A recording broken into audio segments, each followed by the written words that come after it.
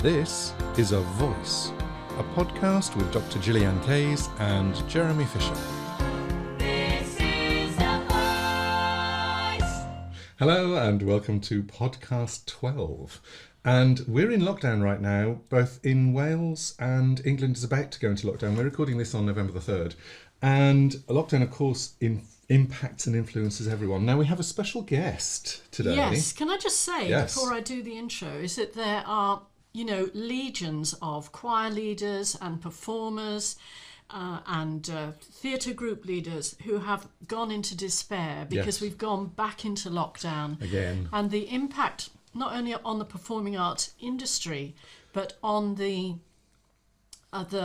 kind of the people who sing Well, the for psyche joy as and well. pleasure, The psyche of the psychological singer. thing. Yeah. It's a huge impact. Yes. So it seems to me that there is nothing better that I can do than to read Do sing. a little bit of our guests. Our special guest today is James Sills, and he's the author of Do Sing in 2019. Gillian's just going to read a little bit out that really struck a chord with us. Yeah, this is from chapter 7 and it's Harmonise.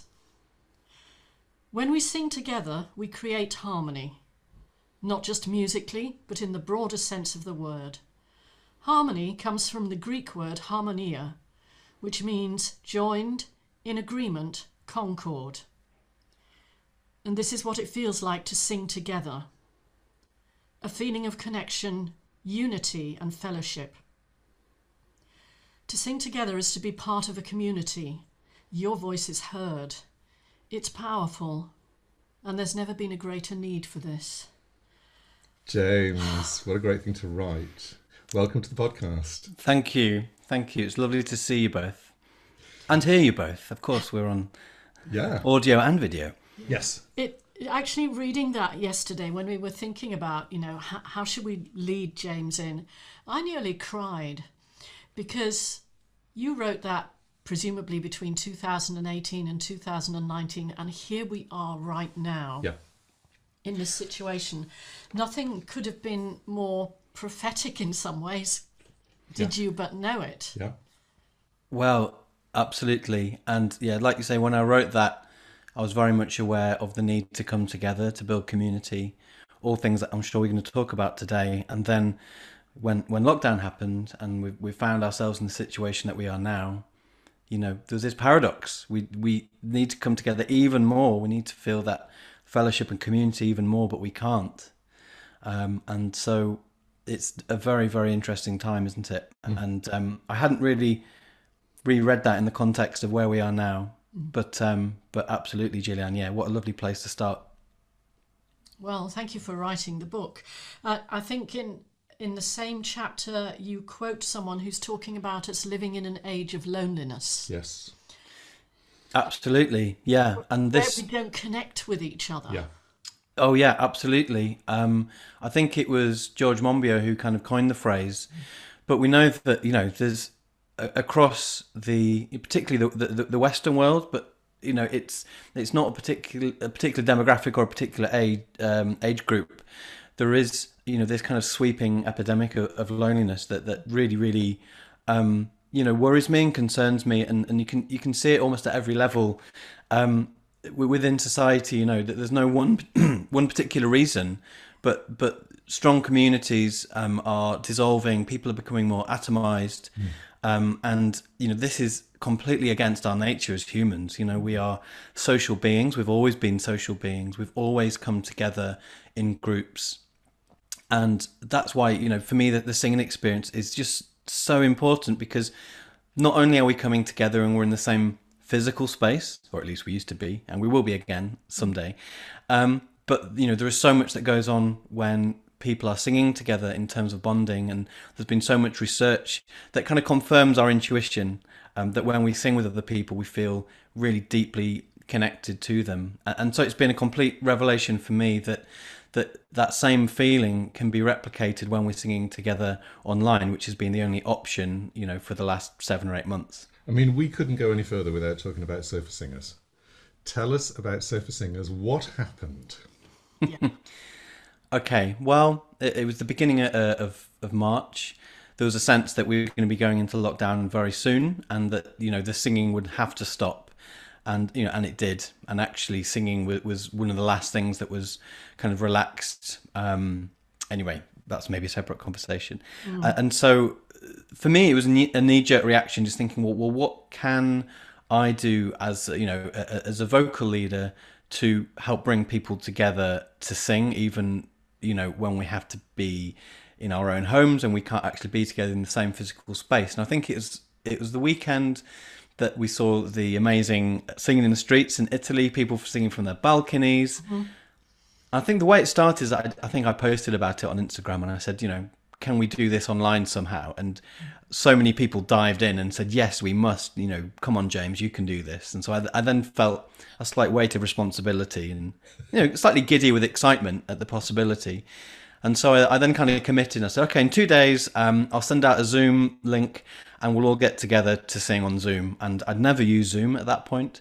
I didn't really know how this was going to work. I knew that we couldn't synchronize our voices because of latency, but I thought, you know, I just need to do something.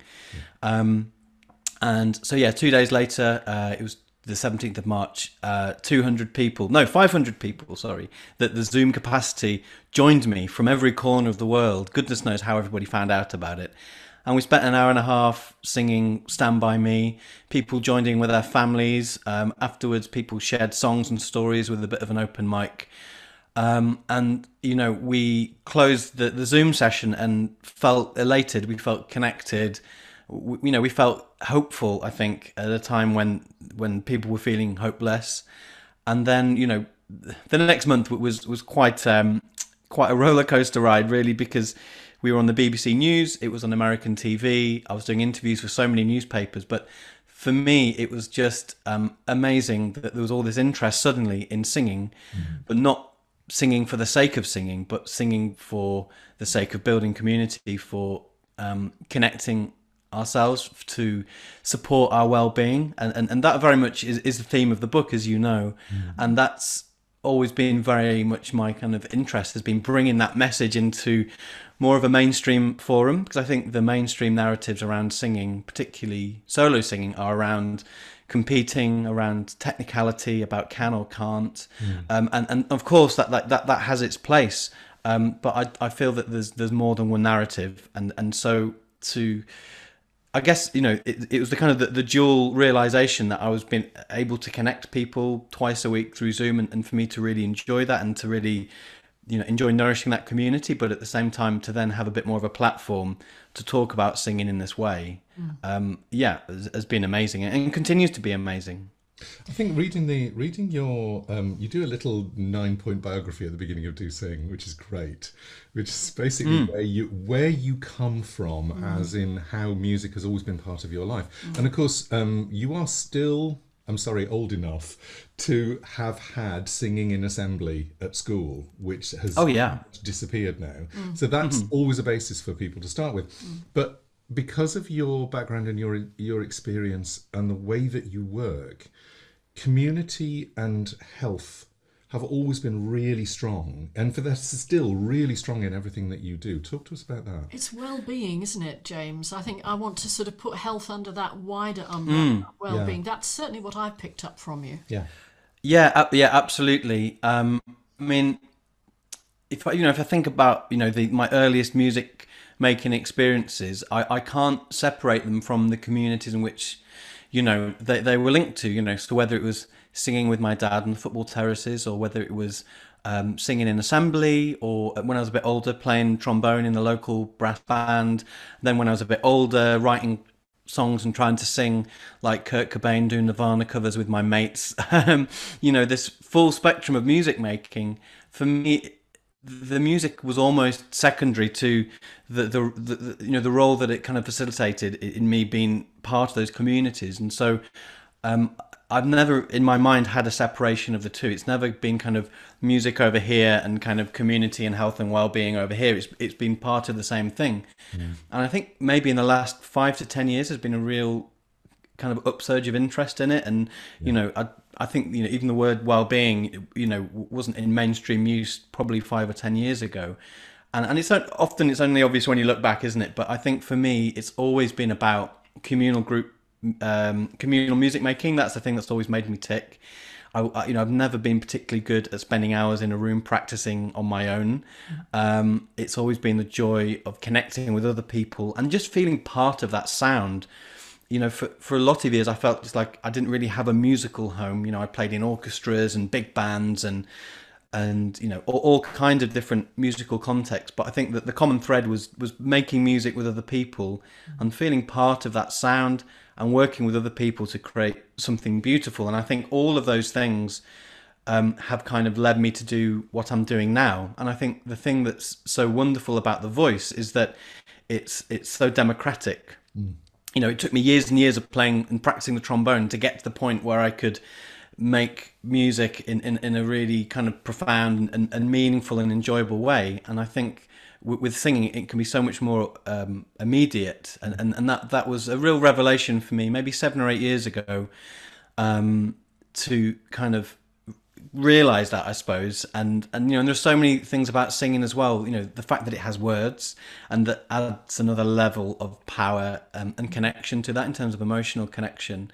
And so it kind of felt for me, maybe 7 or 8 years ago when singing became such a big part of my practice, that so many of these threads started coming together, because all through university I had a really strong interest in music therapy. I actually thought that was going to be my kind of route, because as a music therapist you don't tend to then train until maybe in your late 20s or early 30s when you've had a bit of experience. So my loose plan was to come back to that, and I do feel very much that the work that I do does have a strong therapeutic element. Not that I would ever put that on a poster or advertise that in my marketing necessarily. I like people to come to that themselves. So, but everything you're saying about health and well-being, it completely resonates with me. And I think, as I go on with my singing work, they're the areas that I'm really, really interested in. I mean, for example, last weekend I was facilitating a workshop at a festival called the Good Grief Festival, a festival billed as a festival of love and loss. And I was leading a session there, which was designed for people to feel that community of singing together, but also use that as a space to reflect and to grieve and do whatever they needed to do through the song. And so that was a real privilege for me. But it's really interesting. I'm still relatively new into my freelance career, but to find myself in those spaces, which aren't kind of strict singing contexts, but they are kind of forums for discussing ideas around health and well-being and what it means to live, really. I mean, if that doesn't sound too grandiose. Not at all. It totally doesn't. Yeah. And, if we're not going to think about that now, in 2020, when are we ever going to think about it? Yeah. And I do feel it's one of the, the positive outcomes of people being forced into lockdown, that they're stopping and thinking, actually, What's life about? What is life about? Do I need to work so hard for this success? We've been called the more generation. We must have more of this. We must have more of that. More clothes, more money, more success. And suddenly, when that's not in front of us anymore, maybe we're looking up to the trees or the sky, or we're looking across the table to members of our family and saying, actually, this is more important. And I don't want to spend my life doing that. And I think it's a huge lesson for all of us. I mean, we've changed the way we're working Very much. as a result of delivering by Zoom. The way that we teach has changed quite dramatically and in a good way. And we're not going back to teaching the way that we used to teach, whether we're in person or on Zoom. Yeah, absolutely. We've learned from that experience. I think it's really interesting, because to me it makes complete sense what you've just been talking about, that your route has taken you to voice and grief, or voice and emotion, because you are aware that when we sing there is emotion involved, because if there isn't, it just doesn't mean anything. Yeah. And you're dealing with strong emotions, and you're actually creating an arena where people can deal with strong emotions in a safe environment. Absolutely. The Yeah. safe environment thing is so important, because we have so few safe environments in the world at the moment. Well, Sorry. Yeah. All I was going to say about that, sorry, Gillian, was that I completely agree with you there, Jeremy. And I think the lovely thing about singing is that it is a safe space, but it's not necessarily where you say to everybody, this is a safe space, let's pass around the honesty stick, and because I think there are a lot of people who would be resistant to that. Perhaps I would be, maybe, but I think there's so much that you can do in a communal singing environment if you scaffold it in the right way, if you facilitate it in the right way, if you facilitate it with compassion and with love, where you don't have to tell people what you're trying to do, but they experience it for themselves. So just as an example, I run a men's singing group called the Bebington Bittermen, which is very much inspired by my singing with the Spooky Men's Chorale. And, as we know, men are underrepresented, particularly in the kind of community open access singing circles. And so I kind of wanted to create a space for men to come and sing together. And so we sing, a really broad range of music. Of course, we sing sea shanties, we sing, Georgian table songs, but we also sing really beautiful, poignant songs as well. We did a virtual choir video in the summer for a song by Graham Nash called Simple Man, which is about vulnerability, and that then has created a space for 30 men to come together to sing about that. We're not necessarily talking about it afterwards. I know that they now are a really great informal support network for each other, but just being in the room together, sharing those words, sharing that sentiment, knowing, there's a common understanding there that we almost don't need to say anything about it if we don't want to. And I think that's really, really powerful in itself. It's the expression of human experience. Where I'd sort of, because I wanted to interject and mention that in the book you talk about find your singing tribe. And what we've been talking about in terms of community, we are hardwired as humans to connect with other people. And one of the reasons why people are experiencing stress in their lives, which leads to particularly chronic disease and chronic conditions, is because they're not doing that. And so what you're talking about really is that sense of tribal connection, even if it's never articulated as such. That's what people are experiencing, isn't it? Yeah, absolutely. I mean, like you say, we know that if you're feeling disconnected and isolated, there are so many side effects that will affect your health in a really detrimental way. So we do need to feel connected, but it's also important, I think, to feel connected to people that share something of your values, or that you see something of yourselves in other people. And I think within the group singing world, the world of kind of choirs, I think there are a lot of perhaps stereotypes that people who maybe, don't know a lot about the singing world and the choir world think that choirs might be about, choral societies. So you have to wear formal clothes and read sheet music and sing in a particular way. Or they might think that singing in a group is about what they've seen on Glee or Pitch Perfect, and they have to kind of do backflips and sing in a particular way. And of course, those are two, very valid expressions of the singing experience, but there is so much more than that. And that notion of the singing tribe, I think, I genuinely feel that there is the right singing group out there for everybody, but it might take them some time to find it, so I don't think that there's kind of one size fits all for everybody. So a little bit like, if I go back to the example of the Bebington Bittermen, I feel like I've created a singing group that is attracting men to join that they might not have joined another group, so a lot of them have said, I haven't felt compelled to join a barbershop chorus, or I haven't wanted to join a male voiced choir, but there's something about this group that feels right to me. And that's a space that I'm really interested in as a facilitator, is how can we keep creating spaces that are bringing people into singing, where they didn't feel that they were being served before. And so this is why, I like to gently, kind of challenge a lot of the established perceptions about group singing, because I don't know, if you think about cookery programs on TV, right? Bear with me on this. There's okay. Well, there you go. You watch all of them because there's a huge spectrum, right? There's a huge spectrum of approaches, of chefs, of perspectives, and so you probably align yourself with a particular approach or a particular philosophy. I feel that in the singing world, there's a real lack of diversity, and a real lack of kind of approaches, and so that people don't really see the full reality of what's going on out there. And I think that's partly perhaps because of TV, because they're very keen to go with jeopardy and competition because that's what makes great TV. Television, yes.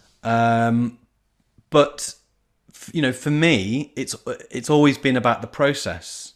It's been about the process of listening and learning and growing and collaborating. And maybe that's not as easy to transmit on TV. Maybe it's not going to take the viewing ratings. But I feel if there was a greater diversity in the media, particularly on television, in the way that there is with cooking and approaches to that, I think maybe people could find their singing tribe maybe a little bit quicker. And that's the thing, really. I just feel that there is just so much to gain from singing with other people in terms of health and well-being and community, that it's a real disservice if people don't find a forum in which they feel safe to sing. I've had so many people, I run predominantly adult kind of, workshops, working with adults now. And I've had so many people who might join who are in their later years who say, I wish I'd have found this choir, I wish I'd have found a choir that resonates with me, 30 or 40 years ago. Yeah. I want to pick up on the word tribe, because tribe for some people has negative connotations in that you almost look the same. And the tribe that you're talking about it's almost like a bigger overview, which is people who are of like mind, people who have similar values, people who are looking for the same thing. So they could come from completely different backgrounds. Totally. Yeah. Gosh, And yes. It's not and this is a much bigger version of family, in that you don't have to be related. There's family that you have and there's family that you choose. Gosh, yes. And you are the tribe that you're talking about is the family that you choose. Yeah, absolutely. And that word family, if I think about the singing communities that I'm involved with, either as a performer or as a facilitator, we very much talk about the Sofa Singers family, and people who are part of that talk about that. I talk about the Speaking Men Chorale, which is a collective of singers based in the UK and Australia. I've been singing with them since 2012. We talk about each other as our spooky family, for want of a better term. Likewise with a group I've been writing music with and performing for 10 years. And there is something about the shared musical experience that bonds you together.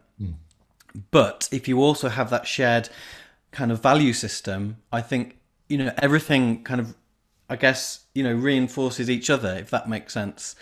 So you might come together in the first instance because you have an interest in singing, and then because you find that people are of a like mind to you, and they see the world in the same way as you, that enhances the musical experience. Or it might be the other way around. You join a group because you recognise something in the people there that you align to, and then the singing deepens that. And for me, it just creates this kind of virtuous circle. And I'm just trying to find it on my phone here, because at the minute we're just writing, or I have written a Sofa Singers manifesto, based on the feedback from the members. I cast out saying, why is it important to you?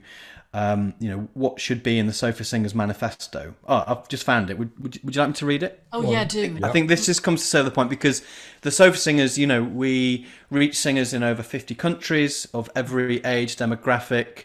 It's a really, really diverse group of singers, but we come together around this shared sense of purpose. So this is the best I could come up with. We come together to sing, to share our songs and our stories, raising voices and lifting spirits. We come together to sing, to synchronize our breathing, our heartbeats, and our dance moves. We come together to sing, to spark joy and human connection. We come together to sing, to feel the strength of our global community, supporting each other and our planet. We come together to sing, creating a space where everyone is valued and everyone is welcome. We come together to sing, as if to say, we are here, we are human, we are alive. That's beautiful. That's beautiful. Wow. Whew. And I've got- there was one thing that you've said in the book that really jumped out at me, which is linked to that, which is you talk about solo singing and you talk about choral singing. And choral singing is very much about becoming a part of something bigger. So that you're still there, you're still you, you're still contributing, but it's a bigger thing that you're contributing to, and you are a small part of it. Yes. Oh, yeah. Absolutely. You know, the I dissolves into the collective, into the we.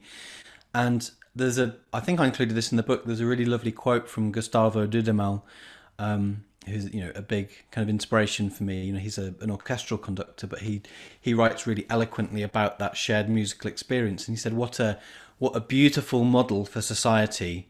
You know, all listening to each other, working together to create something beautiful. And that's exactly what I think about when I think about choral singing. It's about the individual being part of this much bigger whole, and of course being great in the sum of its parts. And talking about that distinction between solo singing and choral singing, there are so many people who are in my regular community choirs who will say something to me along the lines of, I've got a terrible voice, but actually we all sound pretty good together, don't we? And that's what feels like alchemy when you're in a working with a group of people who may not be particularly confident individually, but collectively there's that support. Yeah. That's kind of where I wanted to go next, because I'd sort of was thinking about, out of the sofa singers, we all know the term sing like nobody's listening. Yeah. Well, of course, that would have been the case with It is some the of case them. on Zoom. Yeah. Which is brilliant. Out of the sofa singers, how many people do you think started to sing who'd never sung before? Do you think that setting up the sofa singers gave some people permission to sing? Tell us about that. Yes, well, I think using that term permission to sing is so important, and I feel that so much of my work and the work of so many people who work in the singing world is about giving people permission to use their voice in that way, giving people permission to sing.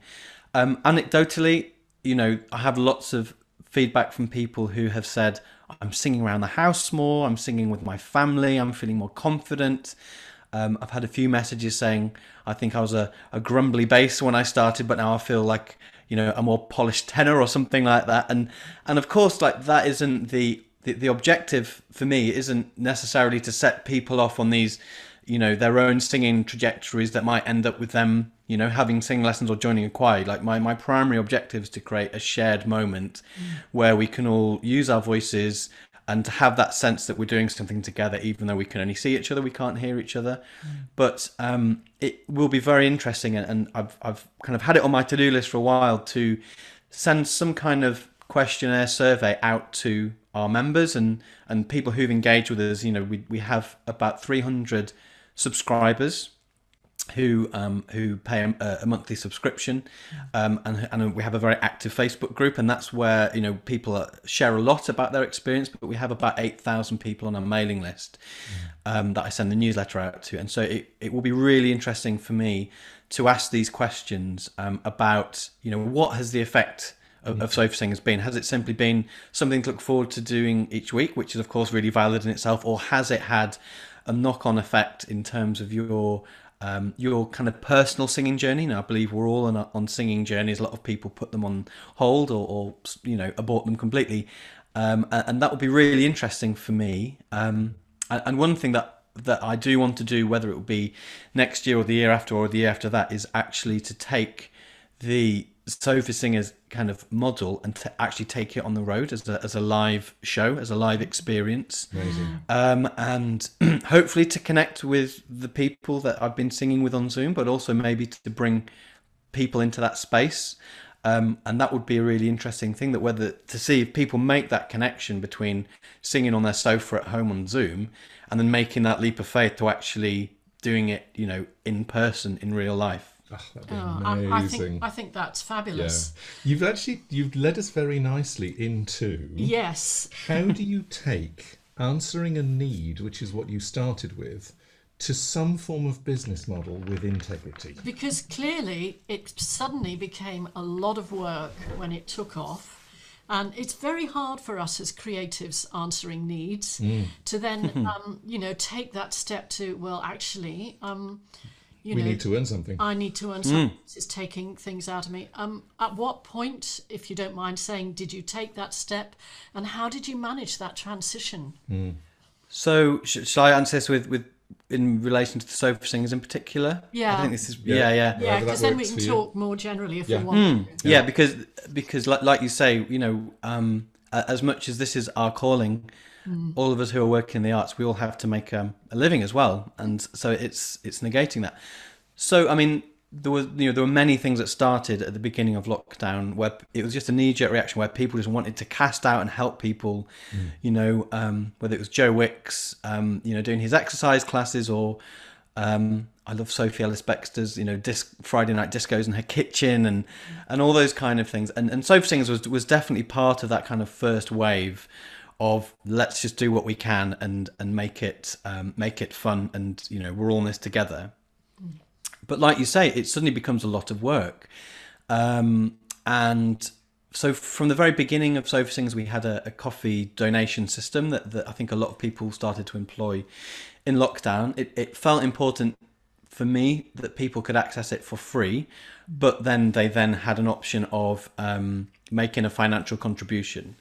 And what I saw particularly in those first few months was, you know, people would give where they could, and sometimes it was one coffee at £3, sometimes it was 10, sometimes it was more. And for the first few months, you know, that worked really, really well. And then there came a point as the UK was starting to unlock, and we were all thinking, well, what's the future going to be for this? And I was aware that there was a lot of people who were engaging and continue to engage Sofa Singers who weren't using it as kind of a choir substitute, or, you know, as a substitute for something they have. It was actually very much valid in itself. And a lot of people were saying, well, look, I can't get out of the house anyway. You know, maybe like me, they're a young parent and it's hard to get out in the evenings when the kids are in bed, or, you know, that maybe they have health issues which prevent them from getting out of the house. A whole host of people that I realised I hadn't really been serving up until lockdown happened. You know, I'm kind of kicking myself now thinking, you know, if my thing is about open access singing and creating spaces, why didn't I think of taking it into people's houses, you know, through Zoom before? And so I felt very strongly that we had to continue to, at the very least, serve those people.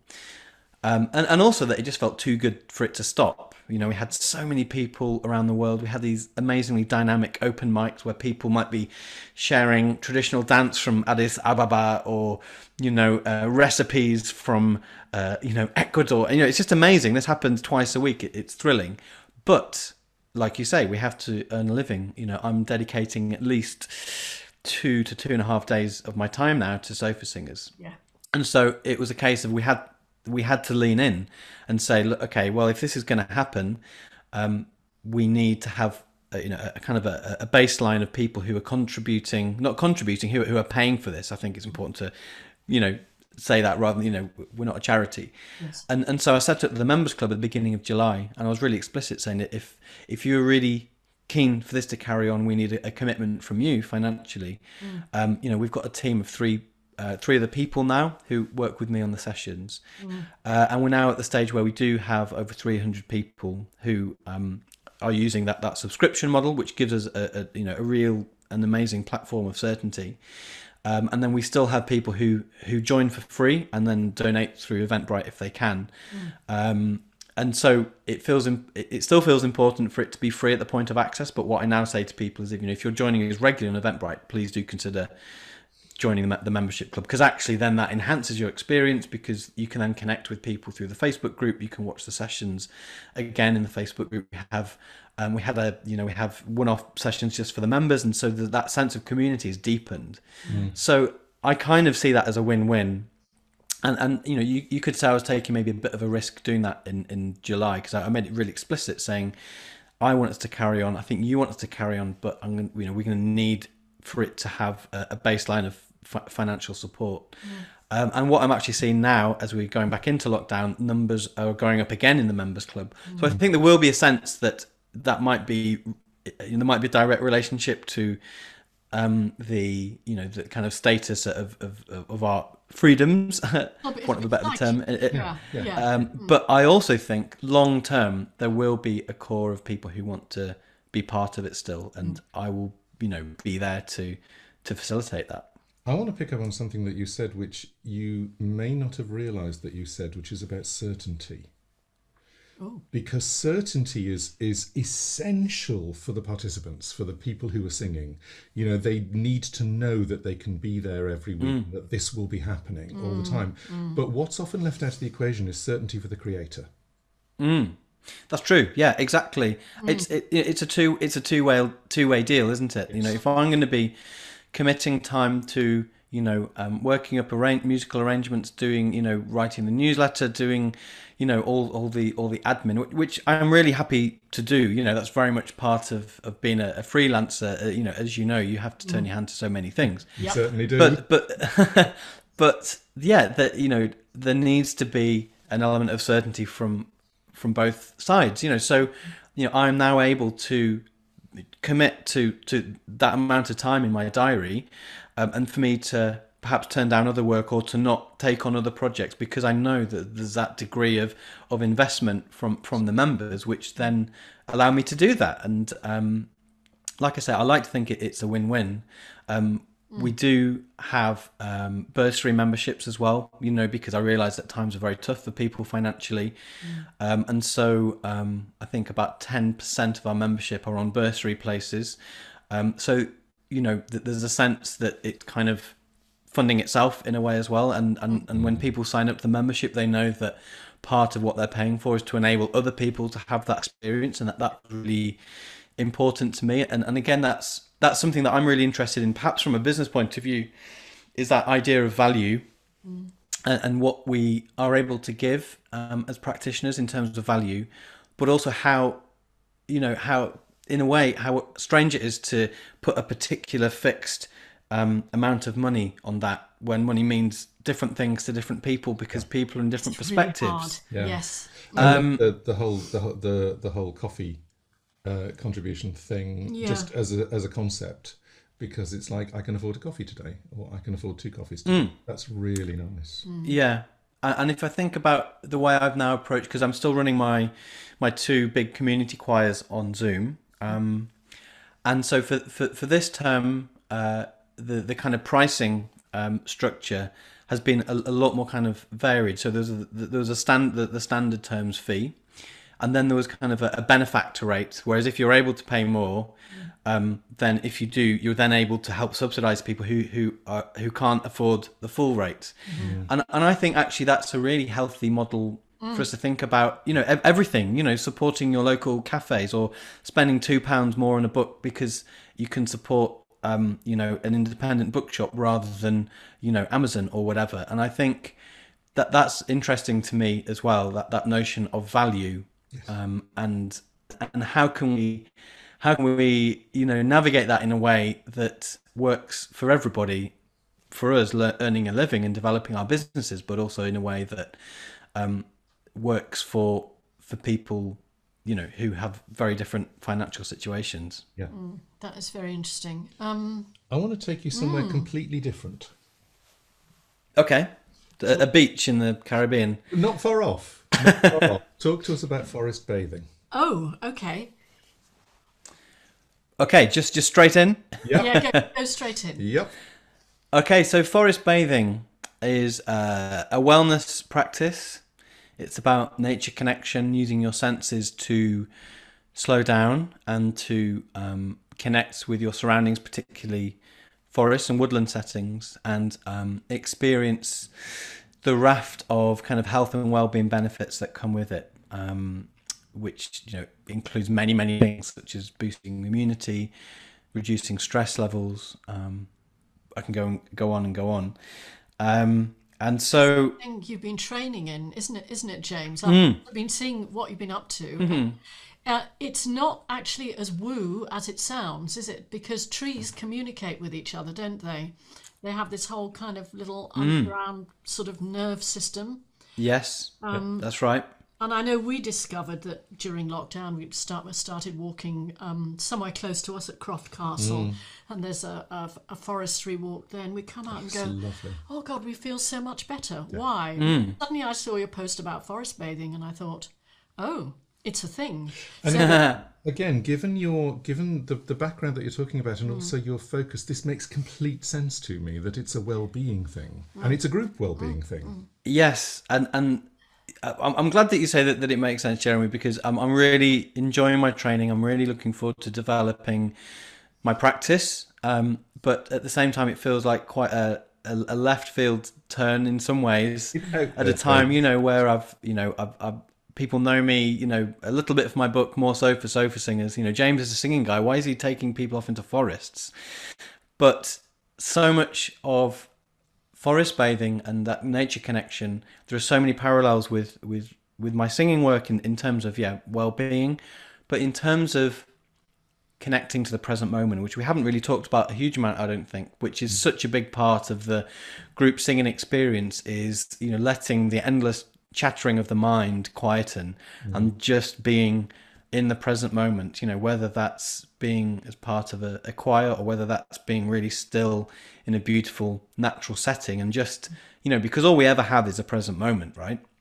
And we need to find ways in the 21st century to facilitate that, and whether that's yoga or meditation, we're all drawn to different things, and in a way they all draw from the same source, but there's something about that the forest bathing experience that really, really resonates with me, and takes me into a space that I want to be in. And I come out of spending time in the woods and in nature, maybe in a similar kind of mindset, that I might finish a choral singing session where I feel just more grounded, more centered, more connected to my body. Singing, as connects us with every part of ourselves, particularly our breathing. And that's very much part of the forest bathing experience as well, that you're kind of coming out of your head and into your body, and using all of your senses to explore. And also coming back to, I think, where we started our conversation, which is about this, about being human. Again, this sounds quite grandiose, but singing connects us with a very important part of our humanness, of our humanity, that we are estranged from, or a lot of us are.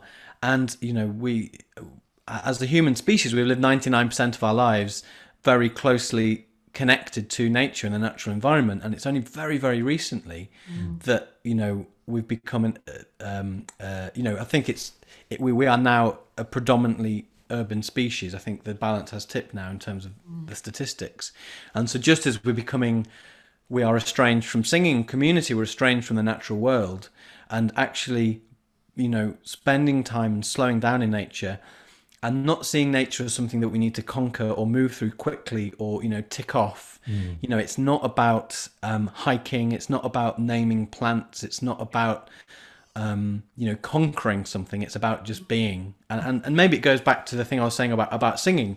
I'm really interested in the process rather than I'm more interested in the process than the end result. So the thing with forest bathing, it's experiential. It's about the process rather than a traditional kind of ramble.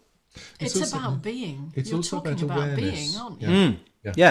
It is. Yeah, exactly. And so it's gonna be interesting for me to see how maybe I can bring the two different worlds together. I mean, I think at the minute I'm very much developing my practice as forest bathing as one thing, and then I'll look to see how I can bring my singing work into it. But one thing I'm already planning for next year are retreats where people can come and we can spend a weekend doing some singing, spending some time in nature, maybe exploring creativity, and it's not under the banner of singing or forest bathing, but it's just under the banner of, well, to be decided. Maybe you can help me out with my marketing there, but it's this sense of, I think it's connection, really, isn't it? Is what we're talking about. Connection to the voice, to the self, to each other, to nature, which I just see as really so important, like really important anyway, but particularly after everything we've been through this year. Well, it's stop doing and start being. We're not- Yes, we're not exactly. all human doings. No, Well, not some people true. could Could be, but- yeah. Yeah. I just wanted to pick up because I know before, we hit all these issues in 2020, you had been running courses for choral leaders, inviting people who were musicians or singers to come on courses and to train with you in singing leadership. Is that something you're going to continue? Because I think it's incredibly important. Thank you for mentioning that, Gillian. Yeah, I actually only managed to run one iteration of the course before lockdown happened, and I felt, and I still feel, that very much is part of my kind of next step. Yes, it's very much, it's about, I guess, that kind of next, the next stage maybe for people who have come into the singing world and, maybe are singing regularly in a choir, or maybe, I don't know, sing regularly in a folk session, or are at a school where they're expected to lead singing. And what I'm interested in is taking people to their next step. Mm-hmm. So the course is called From Singer to Song Leader. Yes. And it's specific, and I always try to be quite careful about the language that I use around singing. I haven't called it from singer to choir master, or from singer to conductor, because there are so many contexts. This goes back to your singing tribe, but there's so many contexts where group singing happens, and not all of them, require the kind of formal training of a conductor, of a classical conductor, of a vocal animator, whatever you want to call it.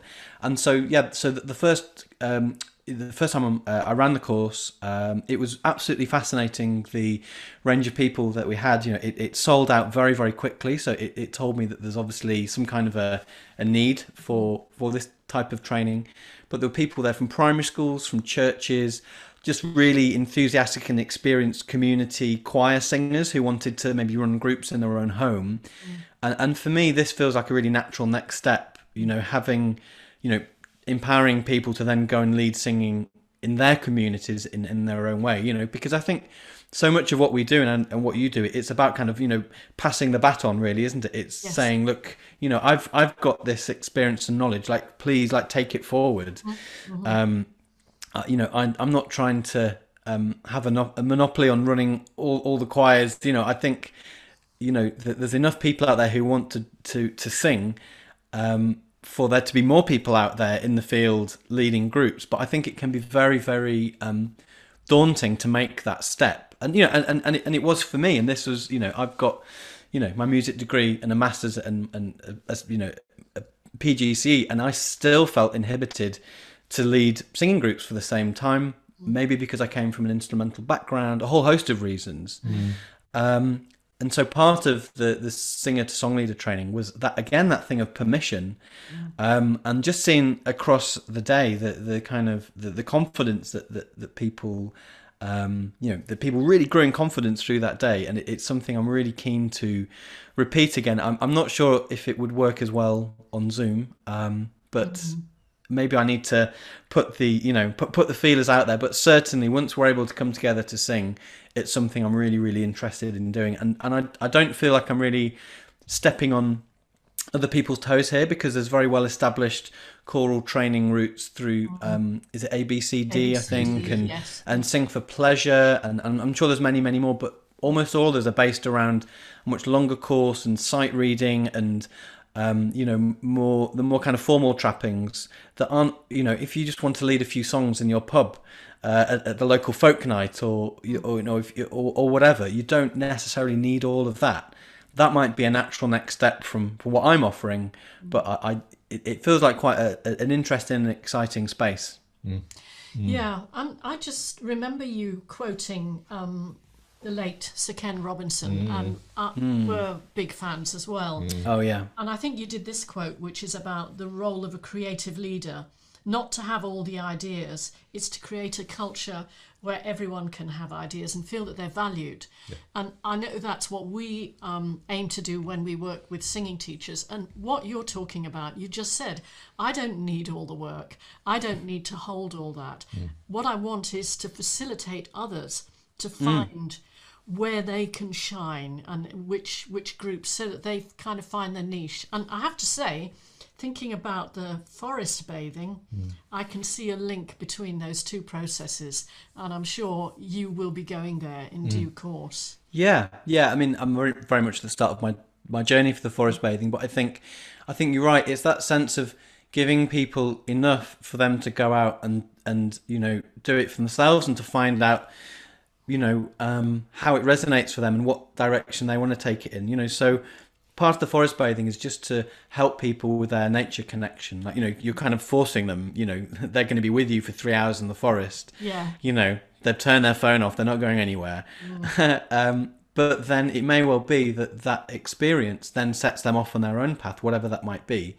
Not necessarily to lead forest bathing, but they have had that experience and they have the tools to then go and explore that further for themselves. And I know for myself that, I'm still doing the training now, that my nature connection is much deeper, and I know what I need to do to kind of facilitate that for myself. And that's just through me engaging with that training. We are almost up to an hour, so we are. I think we need to wrap up. Shall we ask James, I mean, are there any things you would like to flag? I mean, what would you like our listeners to know about? Well, I guess for the time being, the Sofa Singers, we sing together twice a week, Tuesdays and Fridays. I can't promise when it works for you in your time zone, but we do it in 2 different time slots, so we do have people in pretty much every time zone. Thesofasingers.com is where you can register and find out about the members group. We'd be delighted if you joined us. And we'll put any of these links will go in the show notes. Thank you very much. Of course, the book. Yes. Thank you very much, Gillian. That's available in physical form. It's very beautifully designed, just like this is a voice book. I think the design is very important. But it's also available as an audio book. It's actually on Spotify. You can do it on Spotify. Oh, great. It We'll is. put it in the show notes, Yes. James. So with Thank the you. links and everything. Yeah. And then just the other thing, if you're interested in the forest bathing or any of the trainings I've been talking about, or the residentials, everything goes through my monthly newsletter, which you can sign up for at my website, which is jameshillsmusic.co.uk. And so that's probably the best place. And I'm also on social media as well, which is where we often check in with each other and see what each other's up to. Yeah. And it's lovely. Well, we'll put all of that in the show social notes. media stuff. Okay, thank you. And if you have any hashtags you want us to use, just let us know. Yep. Okay, I will do. Thank you. And just to thank you to This Is a Voice, which is actually, and I know James has just mentioned it, This Is a Voice is sponsoring our podcast today. That This is a seems Voice. appropriate, doesn't it? Yeah, 99 exercise to train and harness your voice and the power of it. And in fact, This Is a Voice, if you haven't come across it, has chapters on classical singing, contemporary singing, gospel, rock, jazz, blues. And speaking voice as Speaking well. voice, Healthy speaking voice. ventriloquism, mimicry, and beatboxing. Just huge fun to write that. So, and in fact, if you're looking on YouTube, it is the teal book behind So us. it is, yes. Wonderful Um, colours.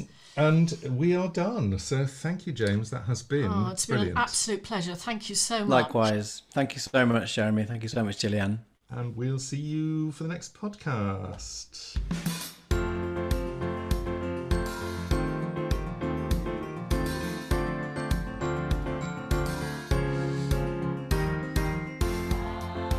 This is A Voice, a podcast with Dr. Gillian Kays and Jeremy Fisher.